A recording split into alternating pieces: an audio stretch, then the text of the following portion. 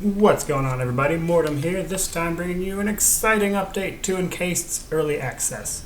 So, this is update 1 for Encased Early Access. There should be 2 more, which will encompass the entire first act of the game, and then it will go on to its full release probably summer of next year, they're thinking. Maybe later, we'll see what happens, but that is the current plan. There's a roadmap on their game's front page, so it's pretty upfront and clear. So if you're wondering what Encased is, if this just manages to be the first video of mine that you're watching about it, I will leave a link in the description kind of explaining what Encased is all about, what kind of game it is, etc. But some of that you should be able to garnish from this footage as well if you just prefer to watch this. So, first of all, being a Kickstarter and a pre-order game, they have released some DLC with this update that you can purchase to help support development. You don't have to. If you're a supporter on Kickstarter or you pre-ordered the game, you'll already get these for free. But if you think the game's cool and it being only like $20 on Steam right now, I think, you can also support the game to this DLC if you like what you see. Now, the biggest major change, and the first thing we're going to talk about, is they completely redid the prologue. There is a new prologue. So the way it worked previously is you would be dumped into Magellan Station. There would be 7 floors. You'd go through kind of a main quest, which is a tutorial, and then you could do all this side stuff. Fully exploring this, you were probably looking at like 6 or 7 hours if you wanted to do everything before you got on to the major event that causes time to jump forward on you, and is what actually kicks off like the main point of the game. Now, that was a little lengthy, so responding to feedback, what they decided to do is drop your character at another place called Concord Station, which boils everything down to literally just the tutorial that is the main quest that was in Magellan Station. So Concord is all 1 level as opposed to the 7 levels of Magellan. It's literally just the main quest from Magellan, and it's got new tutorials to help guide new players into it and everything else. It runs a lot smoother. The important thing I want to mention of this, besides the obvious overhaul, is that Magellan Station is still in the game. It is still a major hub later in the game. So none of the development that went into Magellan is wasted. They had to redo some things to make some of the plot points make a little more sense as far as some of the quests that were available in Magellan. But I've played through that part as well. It's all pretty straightforward. I don't want to give any quest spoilers for this video, so I'm not going to really show too much of that stuff. But it's important to the story, and it's still a major part of the game.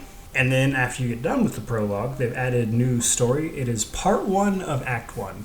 So the next 2 updates for Early Access should add the last 2 parts of Act 1. But right now you can get through part 1 of Act 1, which is mostly the first part of the main faction, the main civilization of sorts, if you will, after the incident, and kind of introducing you to everyone else. That's all I'll say on it. Obviously they'll have some more stuff doing it, but I don't want to spoil this for anybody or anything like that, so I'm not going to mention it too much. And then after that, they have added just a lot of stuff in general. I'm going to list off some features. They've added a companion system. You can then recruit 2 new companions, Crump and Yoko. Crump is an Orange Wing Buddhist, Orange Wing being, of course, the criminals of Encased, and he likes to beat people up. That's more or less his thing. And then there is Yoko, who is actually an android, a little Japanese schoolgirl android, which is very odd, but there's that for you. Of course, if you saw the thumbnail, those are the 2, the Orange Wing and the young girl in the thumbnail are actually those 2 companions. So their story isn't really fleshed out right now. You can start a quest for them, but honestly, one of them is bugged and the other one is really short, so there's not really too much depth you get on them. What I've told you is basically what those tell you about them. They've also added the tutorial system, which I mentioned earlier, and you'll of course see in the footage. In the first town you get to, which is called the suburbs, you can rent 3 buildings in those towns as well as buy them, which gives your character a nice place to sleep. And one of them actually gives you running water, which is of course important in a post-apocalyptic game. They've also added mines, explosive barrels, flamethrowers, traveling merchants. They made a bunch of graphic improvements, and one thing I want to mention on the graphic improvements is most notably the UI. It is much easier to use now. It's a little prettier, makes little things easier to understand versus being super functional previously. And then of course they added improved AI to the enemies, so your enemies will actively seek cover, which is of course marked on the ground when you're in combat by shields and stuff in those particular squares. which is something new that they've also added. But in addition to tactically trying to position themselves, AI will actually be trying to think a few moves ahead in the future, which is a vague thing to say. I guess we'll see how that actually works. They've also added destroyable doors, a fog of war so your character can't see so far past himself, object rarity to items. They've added DLC support. They've added a perk system, which I'll show you. They've adjusted combat abilities as well as items, which mostly affected like ability costs and things like that. They made a bunch of sound and bug fixes. They've also added the ability to load your own portrait for your character, as well as the much requested photo mode, which is basically just a freeform camera with some extra perks. So there you go, guys. That is pretty much everything that Encased Early Access Update 1 covers. I think it's a great addition to the game. So when they released Early Access, honestly, I think they did it just a smidge too soon, because you had all of Magellan.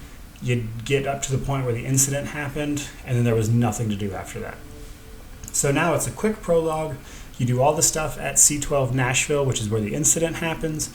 Then after the incident, you can actually explore the world, do some quests, and it actually feels like a proper game now. So I think that was the right move. I especially like the Concord station change. I was a little sketchy about it until I saw what they did with Magellan later. I think it works really, really well now. So, with all that in mind, I certainly hope you like, comment, subscribe. Remember, if you want to watch any more videos about Encased, I'll have them linked down in the description below if you're curious. But, have a great day. Either way, thank you again.